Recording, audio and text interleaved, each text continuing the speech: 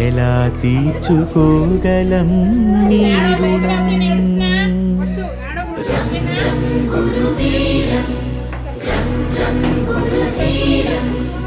ఎలా మరచిపోగలమా మంచితనం?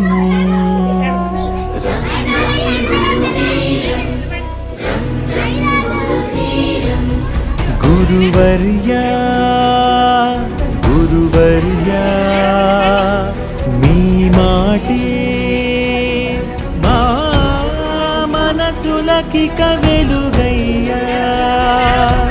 గురువర్యా గురువర్యా మీతోటే మా బతుకులకొక విలువయ్యా.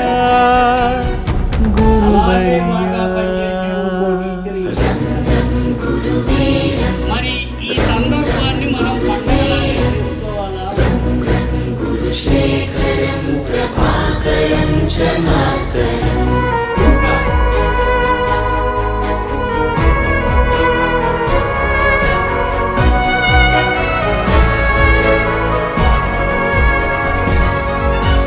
మీ దగ్గర మేము దిద్దిన ఓనమాలు మాకు మనుషులలో ఇచ్చాయో కానమాలు.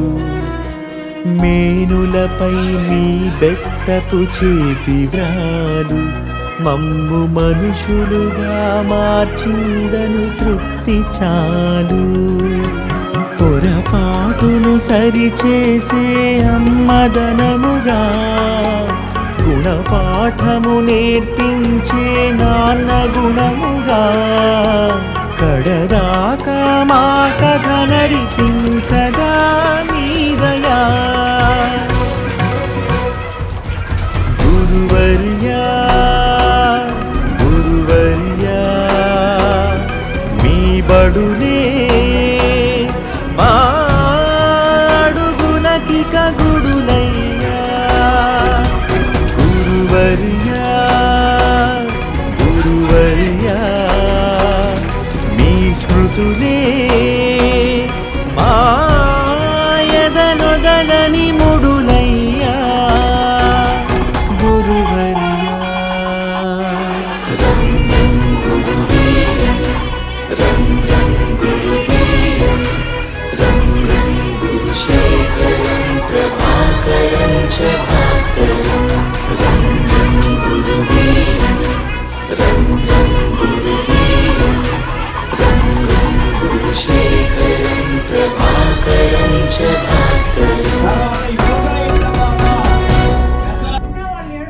ఎలా తీర్చుకోగలం మీ రుణం? సారోళ్ళతో కూడా చాలా సార్లు అన్నాను నేను, నాకు స్కూల్ నుంచి వెళ్ళడం ఇష్టం లేదు సార్ అని. కానీ తప్పదు కాబట్టి వెళ్ళాను. వెళ్ళినా కానీ నా మనసంతా ఇక్కడే ఉంది. నాకు ఏది డౌట్ వచ్చినా కానీ సారోళ్ళని అడుగుతున్నాను. సారోళ్ళు ఉన్నారు, నా సోదరులు నన్ను ఒక సిస్టర్ లాగానే భావించుకున్నారు. అలానే నేను ఒక సిస్టర్ని కూడా కోల్పోయాను. నేను రోజు కూడా సారోళ్ళని చాలా అసలు మిస్ అయ్యానని మేడం గారు, స్కూల్ కానీ పిల్లలు కానీ. చాలా పాఠశాలలో చేశాను. జాయినింగ్ డే రోజుని వెరీ ఫార్మల్గా స్వీట్ హార్ట్ తీసుకొచ్చి మామూలుగా ఫార్మల్గా స్కూల్లో పరిచయం చేసుకోవడం, జాయిన్ అవ్వడం జరిగింది. ఇక్కడ నాకు ఒక శిరీష గారు తప్ప దాదాపు అందరూ తెలుసు. స్టాఫ్ టీచర్స్ అందరూ, మాస్టర్ అందరూ తెలిసిన వాళ్ళే. అయితే నేను ఎన్ని స్కూళ్ళకి వెళ్ళినా కూడా ఇక్కడ వెరీ ఫార్మల్గా జరిగే విషయం ఇక్కడ వేరే లెవెల్లో జరిగింది స్కూల్లో. ఆ వేరే లెవెల్ అనేది నేను ఎక్స్పెక్ట్ చేయనటువంటి చాలా ఆనందకరమైన సంప్రదాయాన్ని ఈ స్కూల్లో కొనసాగిస్తున్నారు. ప్రతి విషయంలో కూడా నాకు మాస్టర్ పట్టాభి గారు తెలుసు. ఆయన ఏ స్కూల్లో చేసినా కూడా ఇందిరా టీచర్ గారు సార్ కలిసి చేశారు, నేను ఇందిరా టీచర్ గారు కలిసి చేశాం.